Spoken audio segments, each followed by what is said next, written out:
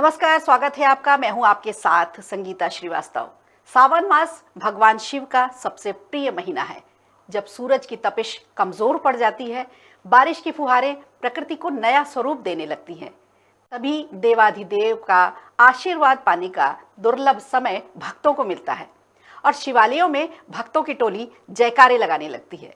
लेकिन जब बात शिव मंत्र की हो तो सबसे प्रिय मंत्र भोलेनाथ को है महामृत्युंजय का मंत्र। मृत्यु पर भी विजय पाने का ये अचूक मंत्र है। इसके धार्मिक नहीं, वैज्ञानिक महत्व भी हैं, जो जाने जांचे और परखे भी गए हैं। इसी पर आज हम चर्चा करेंगे, लेकिन हम पहले समझ लेते हैं कि महामृत्युंजय मंत्र की क्या है महिमा, क्या है इसकी माया। देखिए एक छोटी सी रिपोर्ट। महादेव का महामृत्युंजय महामंत्र। ॐ त्र्यम्बकं यजामहे सुगन्धिं पुष्टिवर्धनम् उर्वारुकमिव बन्धनान् मृत्योर्मुक्षीय मामृतात्।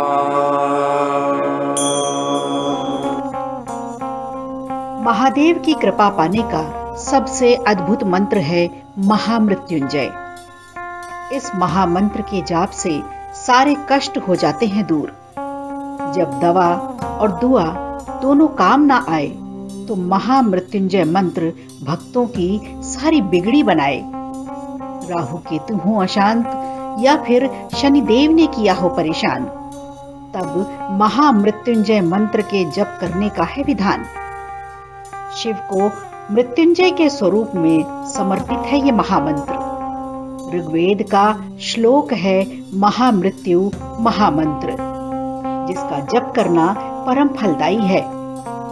इस मंत्र का संपूर्ण लाभ पाने के लिए शास्त्रों में अलग अलग कार्यों के लिए अलग अलग संख्याओं के जाप का उल्लेख है।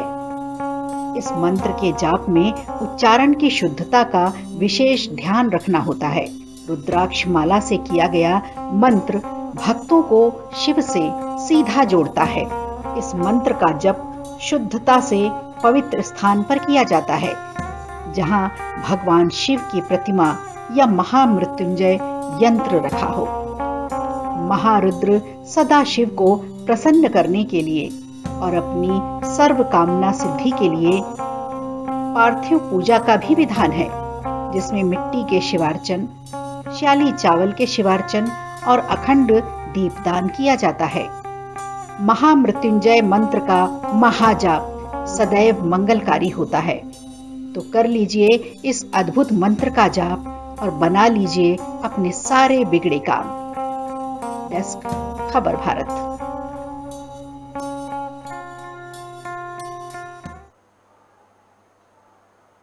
तो महामृत्युंजय मंत्र का जाप हमारे लिए बड़ा मंगलकारी होता है। वैज्ञानिक कारण भी इसके गिनाए गए हैं और धार्मिक कारण तो इसके है ही। इसे वेदों का हृदय भी कहा गया है। महामृत्युंजय जप के बारे में हम विस्तार से चर्चा करेंगे। आज हमारे स्टूडियो में खास मेहमान हैं हमारे साथ पंडित राजेश मिश्रा जी। पंडित जी, बहुत स्वागत है आपका। धन्यवाद। और पंडित जी धर्माचार्य हैं। महामृत्युंजय जाप के बारे में पंडित जी से हम विस्तार से चर्चा करेंगे और जानेंगे कि महामृत्युंजय मंत्र की महिमा क्या है, इसकी उत्पत्ति कैसे हुई और इस जप को करने में किस तरह की सावधानियां रखनी चाहिए, क्या मिलते हैं इनसे लाभ। तो पंडित जी, सबसे पहले आपका बहुत बहुत स्वागत। और इसकी महिमा के बारे में हम आपसे जानना चाहेंगे कि क्या है इसकी महिमा महामृत्युंजय मंत्र की। कर्पूर गौरम कर्णावतारम संसार सारम भुजगेंद्रहारम सदा वसंतम हृदयालविंदे भवम भवानी सहितम नमामि। भगवान शिव को समर्पित महामृत्युंजय का जो जाप है, उसका उद्गम वेदों और अन्य साहित्य में प्राप्त होता है। वेदों में यजुर्वेद का जो तृतीय अध्याय है, उसमें रुद्र संहिता में श्लोक क्रमांक 59 और 60 में हमारे लिए महामृत्युंजय जाप का उल्लेख मिलता है। इसके अलावा रुद्राष्टाध्यायी के 6वें अध्याय के श्लोक क्रमांक 5 में भी महामृत्युंजय जाप का हमारे लिए उल्लेख मिलता है।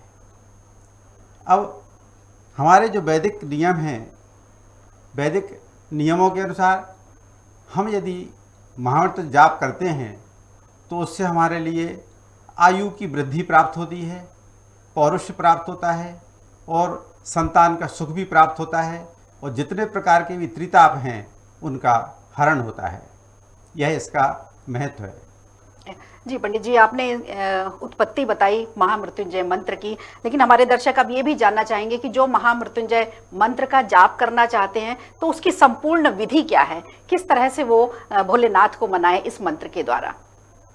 भगवान भोले शंकर औघड़दानी हैं, अति शीघ्रता से प्रसन्न होते हैं। इसलिए सबसे पहले मन में ये भाव रखना चाहिए कि उनको प्रार्थना करने के लिए या उनसे किसी प्रकार का आशीर्वाद प्राप्त करने के लिए हमें विशेष कठिन मेहनत नहीं करना पड़ती। महामृत्युंजय जाप करते समय सर्वप्रथम हम शारीरिक और मानसिक रूप से शुद्ध हो जाएं और अच्छी आसन पर बैठ करके सर्वप्रथम प्राणायाम करके शरीर को अंदर और बाहर से शुद्ध करें। इसके बाद माला के द्वारा यानी कि रुद्राक्षी माला लेकर के और कम से कम 108 बार पाठ करने पर हमारे लिए भगवान शिव की प्रसन्नता प्राप्त हो जाती है। और पाठ के उपरांत यदि हवन करना चाहें, जहाँ पर विस्तृत पाठ हुआ है, लक्षों में पाठ हुआ है यानी 1.25 लक्ष पाठ हुआ है, वहाँ पर दशांश हवन इसका भी व्यवस्था की गई है।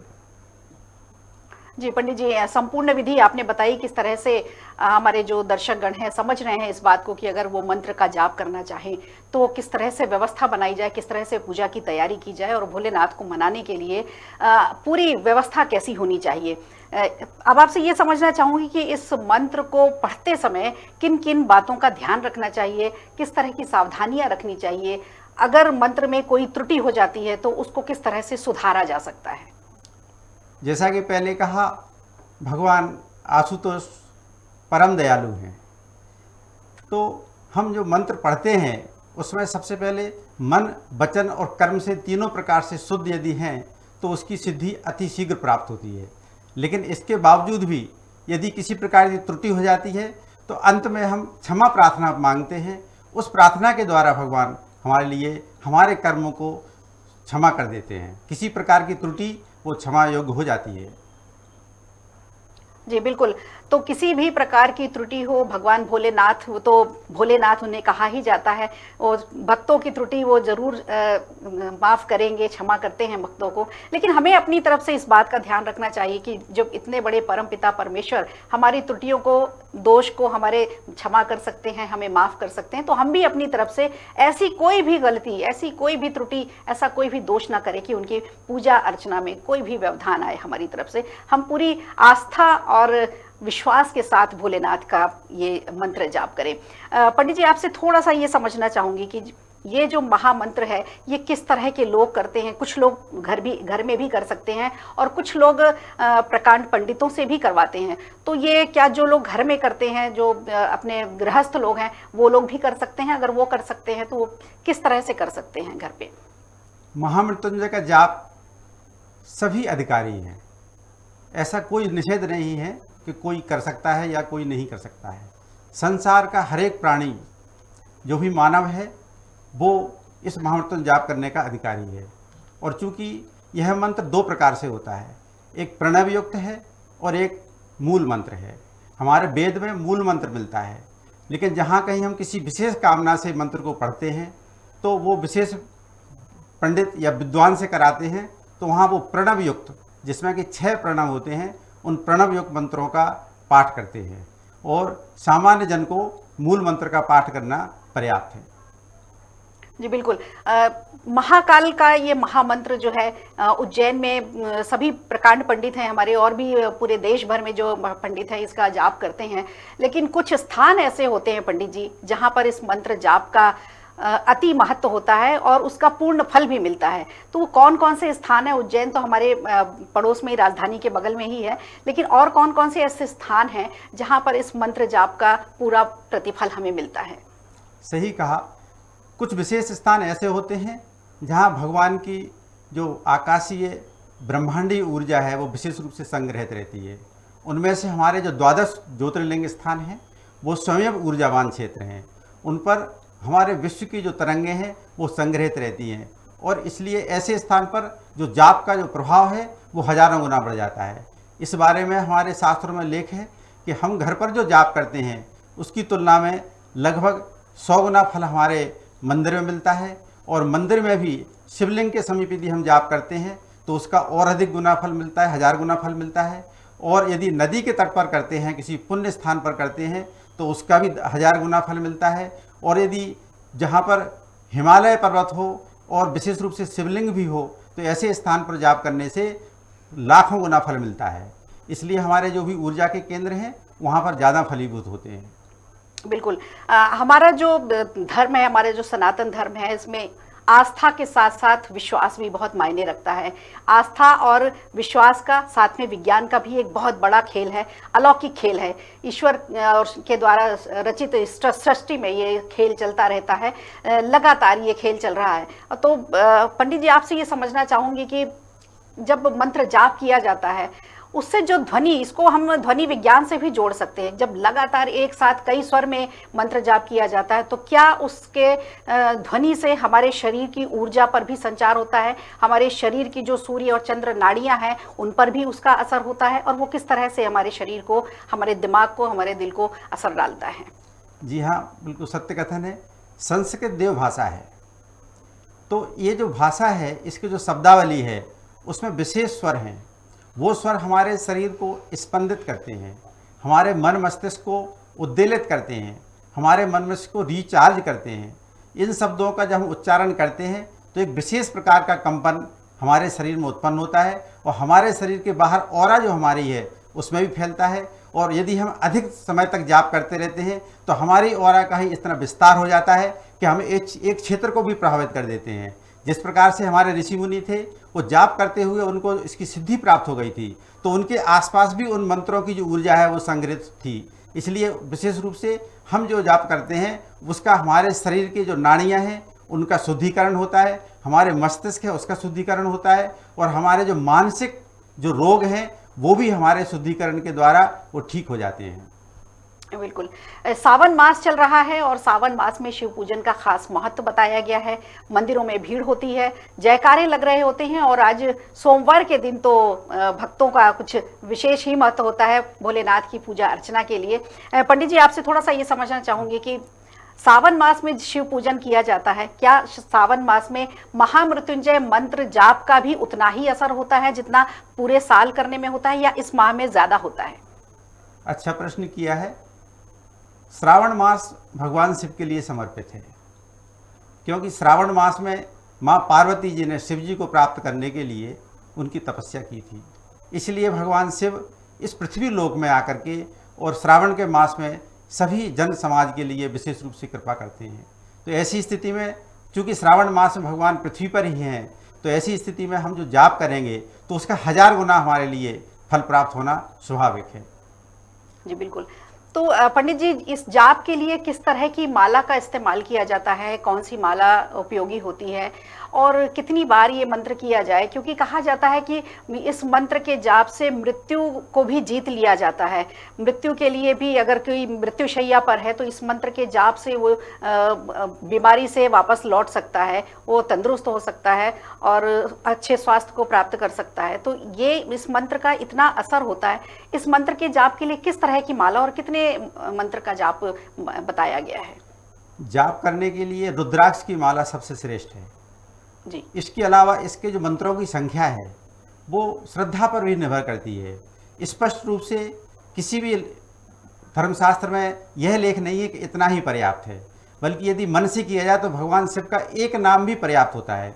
इसलिए, लेकिन अधिक इसलिए करना चाहिए कि हमें उसका अभ्यास सतत बना रहे, हमारे जो दैनिक कर्म हैं उनमें भी भगवान शिव का स्मरण बना रहे। इसलिए हम 1.25 लाख कम से कम जाप करते हैं तो अति शीघ्र सिद्धि प्राप्त होती है। इसके अलावा हमारे जो रोगोपचार हैं उनको जितने अधिक ध्वनि से हम स्पंदन करेंगे, रोगी को जितनी अधिक बार ध्वनि सुनाएंगे, तो जिस तरह की दवा धीरे धीरे दी जाती है, टुकड़ों में दी जाती है, तो उसका असर क्रमशः प्राप्त होता है। उसी तरह हम यदि प्रतिदिन इन ध्वनियों को सुनाएं तो इन ध्वनि के सुनने से उस रोगी को लाभ होने लगता है। उसका कारण यही है कि उसके शरीर में जो स्पंदन होता है वो स्पंदन के द्वारा उसके चक्र खुल जाते हैं, और चक्र खुलने से उसके शरीर में त्रिवात जो दोष है वो जो है शांत हो जाता है। बिल्कुल। तो हमने पंडित जी से विस्तार से ये चर्चा की है कि महामृत्युंजय मंत्र जाप के किस तरह से लाभ लिए जा सकते हैं और इसे किस तरह से जप किया जाता है। संपूर्ण पूजा विधि हमने इनके पंडित जी से जानी है। पंडित जी, आपसे एक और सवाल मेरा ये रहेगा कि ज़्यादातर जब दवा और दुआ असर नहीं करती है तब भगवान भोलेनाथ ही सबको ध्यान आते हैं और अंत में हम भगवान के पास ही जाते हैं। जब कोई भी रास्ता नहीं बचता है, इंसान के पास संकटों का दौर रहता है, तो भगवान भोलेनाथ का ये मंत्र सभी को याद आता है। लेकिन कई बार ऐसा ध्यान में आता है कि इसका जो खर्च आता है वो कभी वहन करने की स्थिति में लोग नहीं रहते हैं। तो ऐसे समय में क्या करना चाहिए, क्योंकि बहुत सारे लोग ऐसे हैं जो इसका खर्च वहन नहीं कर पाते हैं, तो क्या उनके लिए और भी कोई उपाय है? ठीक है, सबसे पहले वेदों में कहा गया है कि इस मंत्र का क्या प्रभाव है। तो हमारे यजुर्वेद के 3 अध्याय के श्लोक नंबर 62 में कहा गया है, त्रयायुषम जग्न दग्ने कश्य पश्य आयुषम, यानी कि जमदग्न मतलब होता है इंद्रियां। हमारे शरीर की जो इंद्रियां हैं, जब इनमें कोई विकार पैदा होता है तब जो है कि विभिन्न प्रकार के विरोध हमारे जो है रोग पैदा होते हैं। तो इसलिए जो है महामृत्युंजय जाप के द्वारा सब प्रकार के रोगों का शमन होता है। अब जहाँ तक प्रश्न है खर्च का, तो ये श्रद्धा का विषय है। जो जिस लायक है उस लायक स्वयं भी जाप करके और इसका संपूर्ण फल श्रद्धा के साथ प्राप्त कर सकता है। इसमें खर्च का कहीं कोई दिक्कत या परेशानी नहीं है। जी बिल्कुल। तो खर्च की कोई भी बात नहीं है। अगर भोलेनाथ की कृपा है और भोलेनाथ को प्रसन्न करना है, आप किसी संकट से गुजर रहे हैं, किसी परेशानी से हैं, कोई मुश्किल में है आप, तो ज़रूर भोलेनाथ का ये मंत्र आपके लिए लाभदायक होगा। पंडित जी, आपसे ये और समझना चाहूँगी चलते चलते कि सावन का महीना चल रहा है, सावन मास में शिव पूजन का कितना महत्व है? भगवान भोलेनाथ के बारे में यजुर्वेद के 3 अध्याय में श्लोक क्रमांक 63 में कहा गया है, शिवो नामासी स्वधि तिस्ते। यहाँ पर 3 शब्दों का प्रयोग हुआ है, प्रदन्नाय, रस्योपासाय और सुवीर्याय। यानी कि भगवान विष्णु, भगवान शंकर जी, भगवान विष्णु और ब्रह्मा ये तीनों जो ओमकार स्वरूप हैं, इनमें जो एकत्ववाद है, उस एकात्मवाद का यदि हम किसी भी प्रकार से यदि ध्यान करते हैं तो हमारे लिए जो राजा के समान पोषण है वह प्राप्त होता है, निरोगी काया प्राप्त होती है, इसके साथ साथ में स्वास्थ्य शरीर और बल प्राप्त होता है। तो पंडित जी से हमने जाना कि सावन के महीने में किस तरह से शिव पूजन का महत्व होता है, क्या महिमा है इसकी, क्योंकि सावन मास आते ही भक्तों के लिए भोलेनाथ का ये दुर्लभ समय पूजन का जो होता है वो उसे अब पूरी तरह से भक्त जो है वो भी भुनाना चाहते हैं और भोलेनाथ की कृपा पाना चाहते हैं। महामृत्युंजय जप किस तरह से किया जाए, इसकी क्या है संपूर्ण विधि, इस बारे में हमने चर्चा की और इसके महामंत्र के जपने से हमें किस तरह का फायदा मिल सकता है, इस पर हमें क्या क्या सावधानियां रखनी चाहिए, इन सब चीज़ों के बारे में भी जाना। पंडित जी से एक छोटी सी चर्चा ये करना चाहूँगी मैं कि कुछ दिन पहले ही पंडित जी हम कुछ रिसर्च कर रहे थे, उसमें मुझे पता चला पढ़ने में कि महामृत्युंजय जप को लेकर के एक रिसर्च किया गया, एक प्रयोग किया गया। उस प्रयोग में 20 मरीजों को एक तरफ रखा गया और 20 मरीजों को अलग रखा गया। जिन 20 मरीजों को अलग रखा गया उन्हें महामृत्युंजय जप का मंत्र उन्हें लगातार सुनाया गया और कुछ दिनों बाद ये असर देखने को मिला कि जो महामृत्युंजय जप का मंत्र सुन रहे थे उनमें रिकवरी थोड़ा जल्दी हुई और जो जिन्हें नहीं सुनाया गया था उन पर भी उनका उस पर कोई असर नहीं हुआ। तो क्या ये मंत्र इस तरह से भी असर करता है शरीर में? बीमार जो हैं उनको केवल सुनने से, वो भी ऐसा नहीं था कि पास में ही सुनाया गया, वहां से लगभग 13 से 15 किलोमीटर दूर पर मंत्र जाप कराया गया था। तो आपसे ये थोड़ा समझना चाहूंगी कि क्या इस तरह की भी संभावना है कि दूर रह करके भी इस मंत्र का असर होता है? बिल्कुल इसकी संभावना है और हमारे वेद इसके प्रमाण हैं। इस संबंध में कई स्थानों पर प्रयोग हुए हैं जो हमने भी सुने हैं और प्रत्यक्ष रूप से नहीं देखे लेकिन सुना हुआ उनको है और उनके प्रमाण हमने लेकिन देखे हैं। उन प्रमाणों में हमारे वेद में भी प्रमाण दिया हुआ है। ऐसा कहा गया है कि दैहिक दैविक भौतिक 3 प्रकार के जो ताप हैं ये इस मंत्र के द्वारा सुनने से हर प्रकार से समन प्राप्त करते हैं। दैहिक ताप हमारे मतलब रोग होते हैं, शरीर के अंदर जो भी रोग हैं वो हमारे दैहिक ताप कहलाते हैं। इसके अलावा हमारे शरीर में जो क्षोभ या दुख पैदा होता है वह भी एक मानसिक ताप का स्वरूप होता है। दैविक ताप वो होते हैं जो हमारे दैवीय प्रकोप द्वारा प्राप्त होते हैं, जैसे कि महामारी है, अग्निकांड है, और भी प्रकार के जो दैविक प्रकोप हैं वो दैविक होते हैं। वो भी इस महामृत्युंजय के जाप करने से उनमें भी शांति प्राप्त होती है। इसके अलावा जो भौतिक ताप हैं, यानी कि ऐसे ताप हैं जो दूसरे के द्वारा दिए जाते हैं, जैसे दूसरे के द्वारा हमारे ऊपर कोई मुकदमा लगा दिया गया है, या दूसरे के द्वारा हमारे चोरी कर ली गई है, या किसी प्रकार से हमें कष्ट पहुंचाया है, तो ये भी एक भौतिक ताप है। इस ताप से ही भगवान शंकर इस मंत्र के माध्यम से हमारे लिए मुक्ति दिलाते हैं। चलिए, तो आज विस्तार से पंडित जी से महामृत्युंजय जप पर चर्चा हुई है। पंडित जी, आपने बहुत अच्छे तरह से विस्तार से हमें समझाया, हमारे दर्शकों को समझाया। स्टूडियो में जुड़ने के लिए आपका बहुत बहुत शुक्रिया। तो आपको बता दें, महामृत्युंजय जप भोलेनाथ का सबसे प्रिय मंत्र है। वेदों का हृदय कहा गया है इसे। मृत्यु से भी, अटल मृत्यु के बीच अचूक उपाय माना गया है इसे। इसलिए इस मंत्र को सावन मास में जपने का भी विशेष महत्व बताया गया है। तो मना लीजिए अपने भोलेनाथ को और कर लीजिए जप। और इसी के साथ मुझे इजाजत दीजिए। नमस्कार।